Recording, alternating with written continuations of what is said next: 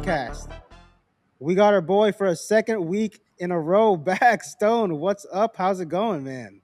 We're here. We're surviving. We're ready for football. Watching a little bit of preseason, watching the highlights, making fun of some players. We are doing that. Yeah, it's almost there. We're almost time. I've starting to look at the Dolphin schedule to see when I'm going to go down to a game down to Miami. Family has season tickets, so I'm kind of working that out with the newborn and schedule. So I'm going to make sure that his first game is like maybe fun for the kid. He's going to be wearing headphones and probably sleep through the whole game, but it'll still be his first game. So kind of looking at the schedule, getting excited about football season, getting excited about college football season. Mississippi State's been putting out some banger we're almost there, man. video content on social media. So I think I'm ready. I'm ready for the gridiron. I'm ready for physical contact. I'm ready to hit somebody. Let's get to football. We're ready to run through a Walnuts podcast. We're ready for fantasy football coming up. Sure. We're ready for injury reports getting stacked high to the sky. Mm-hmm. And speaking of that, we will be breaking down and previewing and predicting the NFC West today. Mm-hmm. No better place to start. Let's start with the damn San Francisco 49ers. What the hell is going on over there? You have to move the stadium and the practice facility. There is, I've been saying this about the Dolphins for years because they're on a Native American burial ground. That's what Hard Rock Stadium's built on. And ever since they tore down the Orange Bowl and built Joe Robbie Stadium back in the day, now Hard Rock Stadium, no playoff wins. People forget, no playoff wins. You have to move the stadium. You have to tear it down and build a new stadium in a new place. And I know that Levi Stadium is awesome, and it's in Santa Clara, so it's not even in San Francisco. So it's pick your city, actually be in your city, one, and two, get away from the electrical stanchions. You have to at this point. It's over. It's inexplicable to me what's going on with the injuries over there.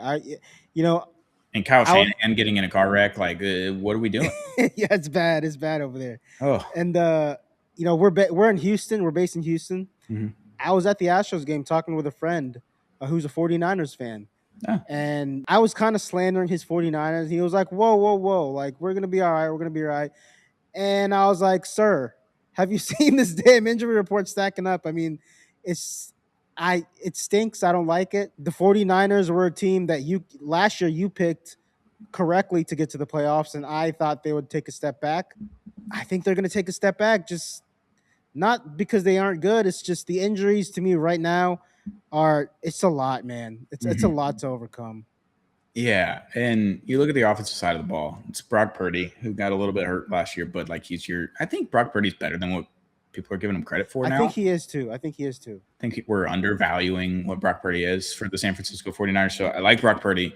Obviously, you like Christian McCaffrey. You like George Kittle. I don't know who their wide receivers are anymore. I know Mike Evans is over there, but when is that hamstring going to pop? Because it's going to happen. George Kittle tore his Achilles at the end of last season. So it's when does he come back? Yeah, he's coming back. And is that 70%? Is that 85% George Kittle?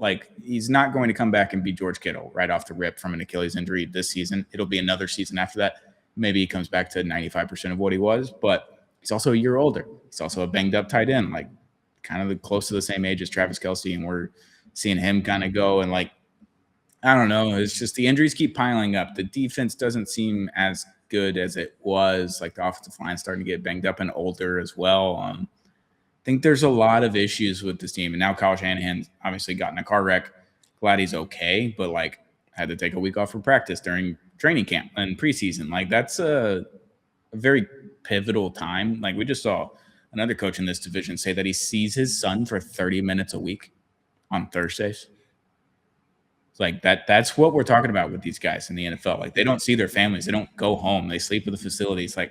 For him to miss a week and not be at practice and have someone else lead a practice, you still start your culture, your foundation, everything. Everybody kind of pulls the rope in the same direction. But when a new person steps into it, it's a little bit different. It always is. So the only thing I like about this team is Brock Purdy, because I think Christian McCaffrey's knees or ankles or Achilles or whatever it's going to be is just one of them's going to give out. He's going to go to Germany and he's going to come back 3 weeks later. He's going to be fine, but he's going to miss those 3 weeks. And then their defense, I don't know. Their offense, I don't know. I just like Brock Purdy. So I don't know how many wins that gets you in this division, but no, it's scary. Scary. Yeah, it's I talked about this on the NFC South episode that I did solo last time. Yeah, I'm glad I wasn't there. Uh, the Tampa Bay Buccaneers, I said, had a dark cloud over their organization with the contract stuff. Mm-hmm. I think this thing is a whole hurricane storm, whatever, like tornado, whatever you want to call it. Like it's just a lot.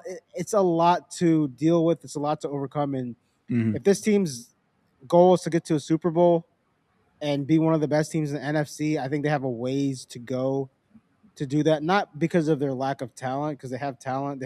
They got the coaching, they got the players, they got the experience. It's just the injuries just look so bad right now. And I think that's the biggest issue with your Yeah, coach going out in a car wreck and then all these it's injuries. a lot of stuff. It's a lot of stuff. And like injuries are part of football, but typically you see one or two in training camp for all teams, right? And it could be an important player. It could just be a guy that's going to ultimately get cut or just ride the bench the rest of the season. But it seems to be like every starter for the 49ers just gets hurt. And they're all hurt during preseason, during training camp. And we're not even in week 1 yet. We're not even in week 2 of the preseason. Like we're in week 2 of the preseason now. Like Yeah.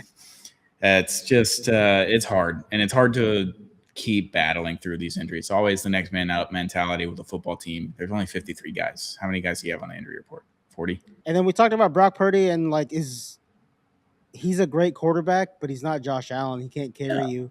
And you can't ask him to do that. The 49ers fans, sorry, I don't have a whole lot of faith in you guys right now. Ask me in November. Hopefully, like you guys get healthy. Maybe that changes a little bit. But for now, um, not looking too good. Which brings us to our next team, who is just down bad. The entire organization is just down bad. The Arizona Cardinals. I do like their draft pick at running back. I like Jeremiah Love dealing with some injuries.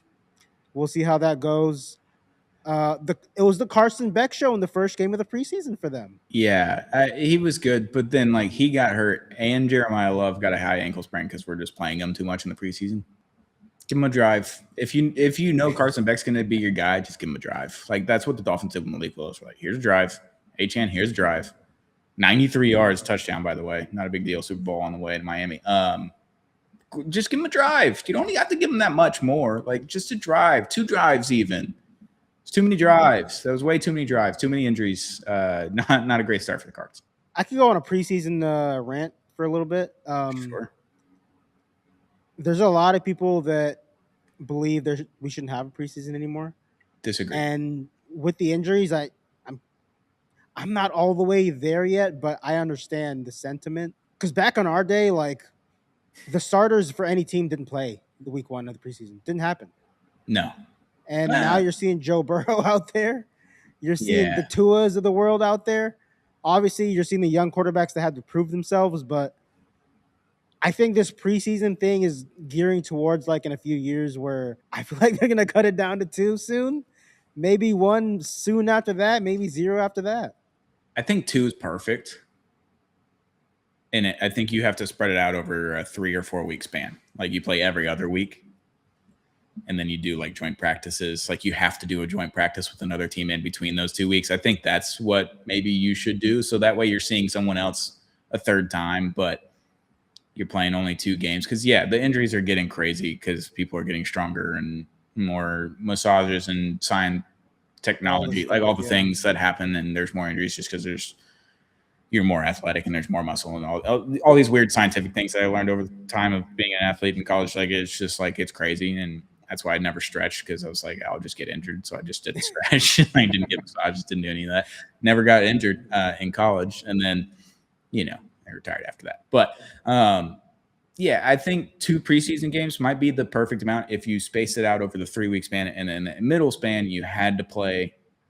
Or you had to do joint practices with another team. So you had to meet at one of their other locations for training camp. Like if you're going to play with the Cowboys for training camp or whatever, you got to go to LA or wherever they are, Oxnard in California, whatever it is. I think that might be the perfect way to do it. And if you play back-to-back games, then your first week is with a training camp in another city, or vice versa. If you play the first 2 games, then your third week's a training camp against another team. I think that's kind of it. Your starters play 1 drive, and that's it. And you get them the hell off the field, and you pray to God that no one gets hurt in those 5 to 11 minutes or 3 to 11 minutes of a drive. Yeah.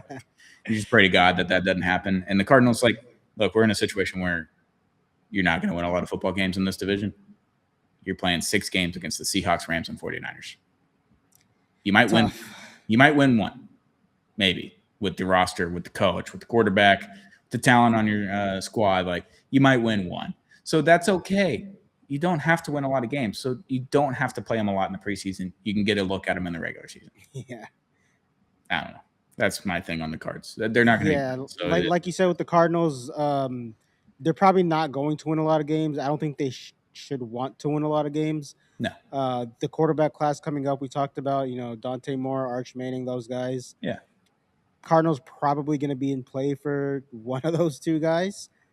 But I will say, can Carson Beck make things interesting this season? I think if you're Carson Beck, like, you probably know your future is coming to an end right after you got into the NFL with the Cardinals, because they're probably going to get a quarterback next season in the draft. So I'm Carson Beck. I want to ball out. I don't blame him for, wanting to play in the preseason, wanting to put up numbers. He's trying to prove himself. On the other hand, the Cardinals aren't a team that's like devoid of talent, in my opinion. Like, a lot of people have thoughts on Marvin Harrison Jr. Has he lived up to his billing? No, he hasn't. Yeah. But he's got talent. Jeremiah Love, obviously a very talented player. Michael Wilson, the other receiver, fantasy guy, last season. Trey McBride, one of the best tight ends in the league to me. So, like, this team has some pieces. I think offensive line wise, they've kind of invested some draft picks into that. But I think this organization is kind of in a spot where they kind of got to tank, man. The quarterback, they have to tank. And Carson Beck could be really good. We don't know. We just have no idea. And, like, you can see flashes with him when he was with Georgia, and then he got worse at Georgia, and then he was pretty good at Miami, honestly, until that national championship game. And I know a lot of people were upset about that one underthrow with like a minute and a half left, but like, it's one play out of 60 that they had during the game. Thought he was decent. Like, I think he's a good quarterback. I'm curious to see what he looks like in the pros against the top level talent and everything. Like, he was playing against top level talent for several years there at Georgia, won a national title. Like, I don't know. Could be good. Who's to say? He might be. I don't know. Yeah. And then you don't have to invest a first-round pick into another quarterback, which would then guarantee you $30 million. I think they still should. I think they still should, but if he's not the worst guy. He's not the worst guy to have. I'll say that. If he's that good, you don't have to invest it in a quarterback, and you can invest that into another either skill position, wide receiver, tight end, offensive, and then you can go straight offensive line if there's a really good tackle right there. Beef up the offensive line. If there's a really good defensive end, pass rusher, you can go get those. Those guys are the most expensive guys in the game now. Like, you can go get those guys if you have the quarterback, if you nail the quarterback, that's why I wanted the Dolphins to play Quinn Ewers last year. Is like, if he's that good, like, you don't have to take a quarterback now. You can spend that money elsewhere, use those picks elsewhere. They did it anyway. And they got Malik Willis, which I think is going to be way better than Quinn Ewers is. But, like, that's kind of what you have to look at if you're the Cardinals. You play Carson Beck no matter what. That's what I'm at. And you just see what you have. Because if you can get lucky, like Brock Purdy and the 49ers, 7th-round pick, Mr. Irrelevant, like, if you get lucky taking a 5th, 6th, 7th-round guy and he just happens to be really good his rookie year, invest that talent elsewhere and make the team better around him. I think if we see Carson Beck early, I think that'll make me more intrigued to watch this team every week, because I want to see what Carson Beck looks like in the NFL. And, like, I want to see a situation where he plays well and then the Cardinals front office is like, oh shit, what are we going to do in this draft? I don't need to watch Jacoby Brissett play football anymore. So we can just run that Jacoby Brissett contract stuff was very, very odd. Very so odd weird stuff going on. So weird. Like, yeah, I know he was good last year for you guys, but, like, you also won 3 games. That they did. They did. Yeah, I don't need to see Jacoby Brissett play football ever again in my life. So, like, if they just wanted to play Carson Beck until he either got hurt or he sucked so badly that you could not play him anymore, fine with that. Moving on from bad team to pretty damn good team. Mm-hmm. The LA Rams. What a move that is. We went from, the one of the most terrible teams to a goddamn stacked NFL roster. Hmm. Maybe a little reminiscent of the Philadelphia Eagles when Michael Vick was there. They called it the super team. Oh, I think the Rams are a step above that. yeah. Obviously, they almost made it to the Super Bowl last year. Hmm. Those Eagles teams did not do that No. back in the day. Um, I gotta ask. I've been wanting to ask you about this all off season. Okay. Aaron Donald. What do we think of Aaron Donald? Do it, man. Why not? Dude, just do it one time. Just run it back. Play for the minimum. Come on, man. You're like training with knives and you haven't played football in years. Just come back. One time. Just one time. I thought the most funny part about the situation was they brought him in for the first tryout, and they're like, "Oh, yeah, you looked okay, Aaron Donald. We want to see you for a second tryout." He did And I that was again. like, "What are we doing? I Sign them." wonder I wonder if the first tryout was like, hey, this is what we're thinking your role is, this, that, and the other. Like, could you get like when can you get into actual game shape? Because it has been a couple years. And like game shape and what Aaron Donald shape is in right now, probably two different things. So it's like another few weeks later, right? And he's ramping up, he's doing a little bit more, do another tryout. All right, this is really what we're looking at role wise. We're gonna play you this many snaps. You're gonna play with fucking Miles Garrett over here. Like, sounds pretty fun, right? Sounds pretty fun, Aaron. You can come back. We could try to win one more. It's Matt Stafford's probably last year. Got Ty Simpson slinging the ball in the preseason behind them now. Come on, just one more year. I mean, the last time I saw your beautiful face on this, on my screen, we're talking football. Mm-hmm. We were talking about Miles Garrett. Yeah, that was Uh, crazy. Crazy trade. I still can't believe Miles Garrett is going to be on the Rams. I Yeah. still can't believe Aaron Donald might be suiting up next to him. Mm-hmm. Uh, man, this defense is going to be fucking insane. Talent everywhere. Mm-hmm. Offensively, the Puka Nakua controversy stuff is kind of weird. So Don't strange. know what's going on over there. He's got some off the field stuff Yeah. that he needs to figure out. Mm-hmm. But if he can get on the field, I think this is the most talented team in the league this season. Probably the most talented team I've seen in 10 years. Is that fair? I mean, what's the last team that had such a stacked roster like this? Yeah, it's hard to say. Like, is it just the Rams when they won the Super Bowl?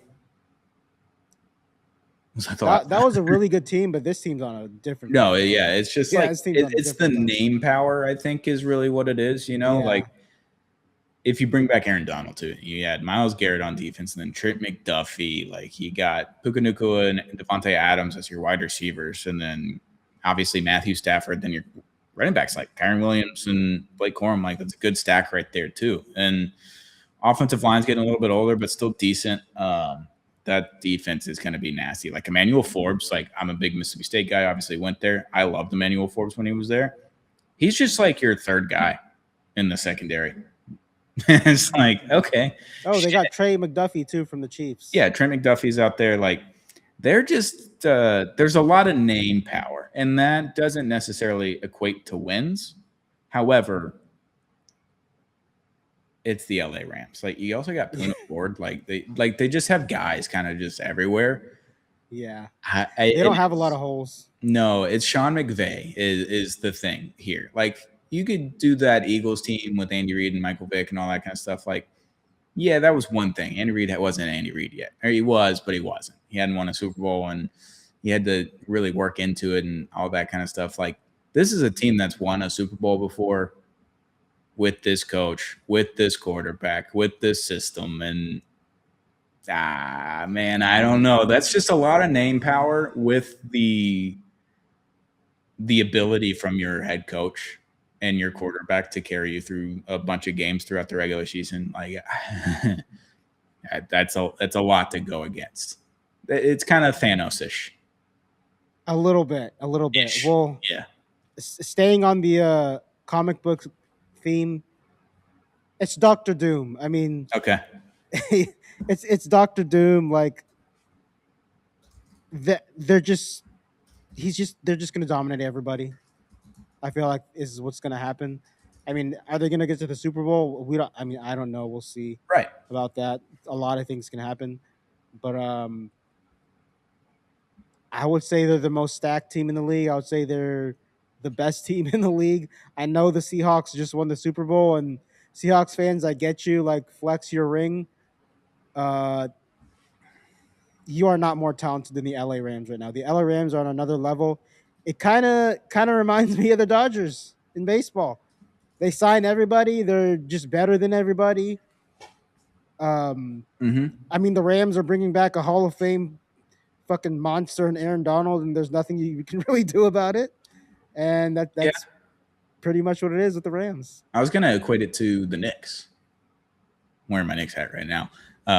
You got Mikal Bridges and OG Anunoby, like really, really, really good pieces. So you could add Aaron Donald back to that defense, but then like you got Karl Anthony Towns, you got Devontae Adams, and Matt Stafford. Like they just had you just have guys everywhere in their starting lineup, and that's what the Rams have. They have guys everywhere that can do something for you at any moment in time to help you win a football game. I think that might be it. I just that they're really fucking good, but that does not guarantee you a Super Bowl. That Yeah. doesn't guarantee you a playoff win. Football's football. You still got to get out there and line them up 11 on 11 and win for 60 minutes. So we'll have to see what happens, but they have the talent and they have the coach and they have the quarterback. They have the recipe for success. It's just, can they make it happen? We'll see what they do in the playoffs. Because let's be real, this team's gonna make the playoffs. It's going to happen unless something happens.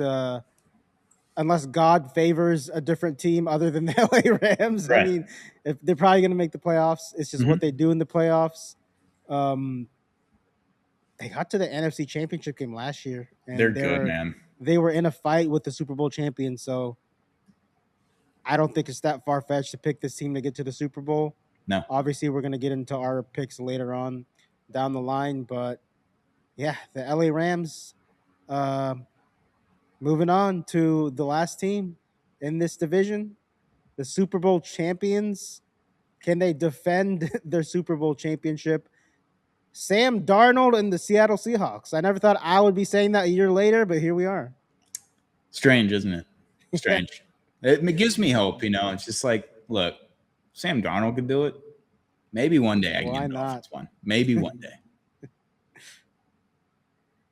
No, they're good, man. I don't know. They're obviously coming off of the Super Bowl win. They won 14 games last year. They went 8-1 on the road, 6-2 at home. Like, really fucking good team. And you obviously beat the Rams. You split the regular season record against them, right? And they went to like overtime both times, or pretty close to it. I think they went to overtime one, and the other one was like a 2-point game. So you're playing your hardest opponent in your division probably 3 times next year or this season. So you kind of have to look at that. You lose your Super Bowl MVP, your running back. It's like, so like you're missing a piece, but like he wasn't that good until the playoffs, and he was good when it mattered. And I don't know. You got your coach that's all the way the fuck in. Like I said, he only sees his kid 30 minutes a week. Couldn't imagine doing that after becoming a dad last month. Like, that's crazy. But are we getting that version of Sam Darnold again for a third straight year? I think that's the question to be answered. That's it. The question to be answered. That's the one thing. Like, you lost some pieces, but you've added some pieces, right? Like, I think you're still one of the more talented teams in this conference, if not the whole league. And your defense is going to be fucking scary no matter what. Is Sam Darnold still that guy? Is JSN still going to be that guy after getting paid?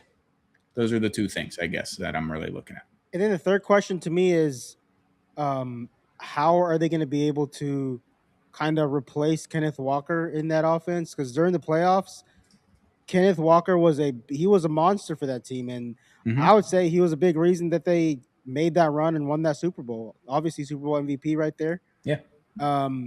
So that's going to be something to watch. They did draft Jadarian Price from Notre Dame. We'll see how he kind of fits into that situation. This team is going to be good. Their defense is fucking amazing. We have a lot of good defenses in the league this season.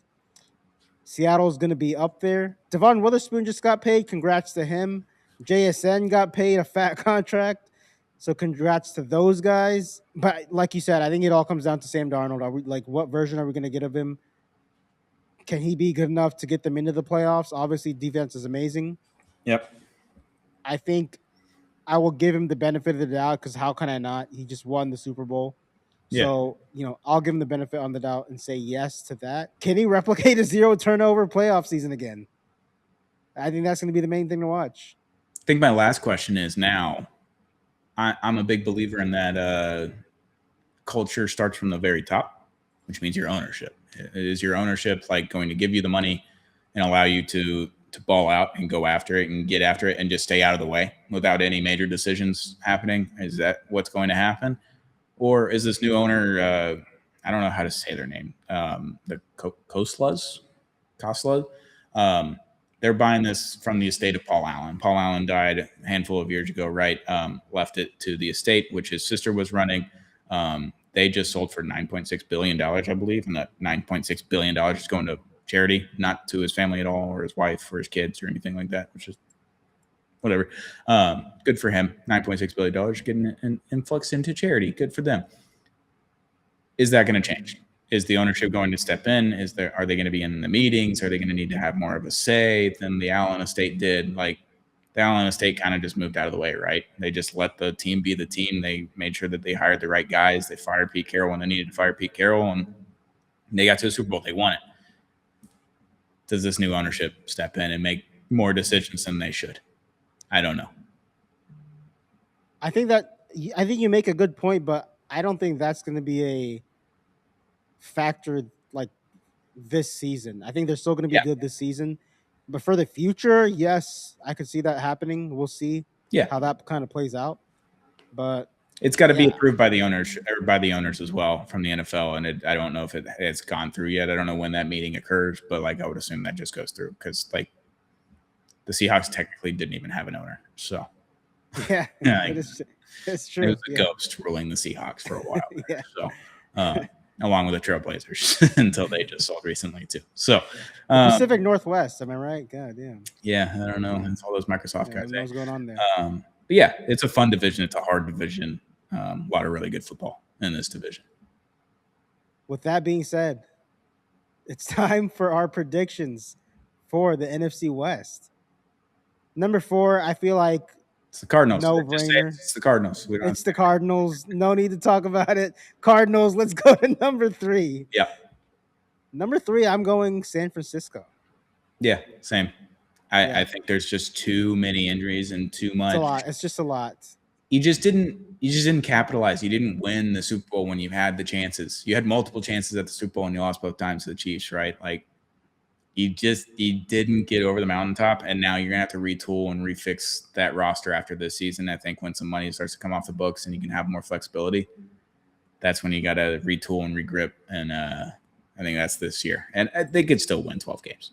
Like they're still I think they're a good enough team to like go on a Cinderella-ish run, like they kind of did last year. They kind of injuries and they kind of got healthy, and Brock Purdy was making plays. I think that's the type of season they can have. It's just the maximization of that is probably finishing 3rd. Yeah, it's just it might be the hardest division in football. Yeah, because these other 2 teams are damn good football teams, man. You got 2 Super Bowl favorites right there to yeah. start your division, and then you're going to be the 3rd team. That's just kind of how it is. So you can still make the playoffs, but hard road.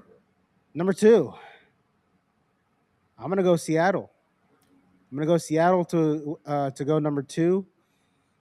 Not because they're not a great team. I just think the Rams are so goddamn stacked, and it's going to be hard to stop them. And they were in that overtime game last year late in the season. And I think if you substitute Myles Garrett and possibly Aaron Donald onto that Rams team, I think the Rams win that game. They're just too good. They're just too good. And I know I'm talking a lot about the other team, not the Seattle team. I think the Seattle team is going to be good. But I think we talked about it before. The question is, can Sam Darnold make it a three-peat of good seasons in a row? Yeah, I think it's that. And then also looking at the points for, 483 for Seattle last year, points against 292, under 300 points against last year. One of the best defenses that we've seen in a long time. I mean, pretty much Legion of Boom is what they were last year. Like they were that good. I know the Texans were that good. I know the Patriots were that good last year as well. Those are the top three defenses, I think, scoring against. Does that number go up? Does that number stay roughly the same? Is it within 20 points? Is it within 50 points? I don't know. I think that's kind of one thing to look at. And then the Rams, you look at their points against is 346. So like a still pretty solid number there. That's almost 50, 60 points off of what the Seahawks had last year. I think that number goes down for the Rams. And I think their offensive number at 518 kind of stays the same. I think Seattle can stay the same as well, 483. I just think that the Rams' points against is going to go down pretty significantly this year, and that adds 2 wins to their schedule, which would put them at 14-3, and that could take Seattle down to 12-5 if those 2 wins kind of flip-flop during the regular season. So that's kind of all it is. I think the Rams are better than what they were last year. I think the Seahawks are marginally worse than they were last year. Like that's like game and a half, marginally worse. I don't think they're worse than that. I think they're still a 12-win team. Yeah, and before the Seahawks fans get mad at me, I will say that, like you said, it's this thin line of a margin between these two teams, and I could see a situation where the Rams win the division, Seattle finishes in second, and if those two teams match up in the playoffs like they did last season, Seattle could still win this game. Like you never know what can happen. Yeah, that overtime game in the regular season, the second time they played, was that Thursday Night Football, Sunday Night Football? Thursday Night Football. Awesome game. Amazing game. The Rams could have just easily won that, right? So then you're looking at 13-4, both sides. Who wants the coin toss there? It would be the Rams because they won both games. It's one game. That's all it is. Like if one all it takes in this division. Yep. If one team beats the other team, Rams, Seahawks, twice in the regular season next year, they win the division, and it's not even close. That's it. So, yeah, but I think the Rams, they're just better than what they were last year. They were 5-4 on the road. I think that's kind of like they're a dome team. You got to remember that. So if they can win another couple games on the road there, you're a 14-win season already. So that's all it is. Number one, obviously, both of us got the LA Rams. Yep. Stacked fucking team. Aaron Donald might be back. Enter Myles Garrett. Is he gonna have 20 sacks again? Like this team is so stacked, so damn stacked. And that's the thing with that Browns team. Like everyone knew it was Myles Garrett, and then everybody else. Now he's on a Rams team where it's Myles Garrett and not everybody else. If Aaron Donald shows up, it's like. And he did it in less snaps than like Michael Strahan and all the other guys and Reggie White and all the guys that did it before him did it in less snaps than those guys. That's the scary part is like he can probably just keep that workload going, and this team is exceptionally scary already. And then they added Myles Garrett. It's going to be insane to watch. Greatest show on turf, one of the best offenses we've seen in our lifetime. Mm-hmm. Now we've probably got the greatest show on turf on defense. So could be fun. Could be a lot of fun. LA fans, y'all are so lucky. Y'all are so lucky. I think the Dodgers lose in the first round, just by the way, in the DS. Hot take. Just gonna throw that out there. I think they're just dead. I think they're hurt. And then Kyle Tucker's falling apart over there. Just not good. Not good. It's my guy Tuck. He just doesn't like LA. Can't blame him. What are you gonna do? Never been, so I can tell you what it's like, but what can you do?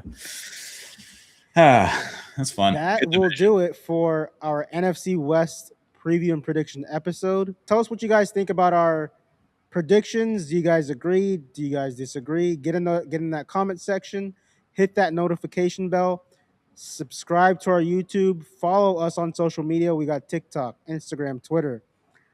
Follow Stone on Twitter. He huge Dallas Stars guy. Yeah. If you guys like hockey, follow me on Twitter.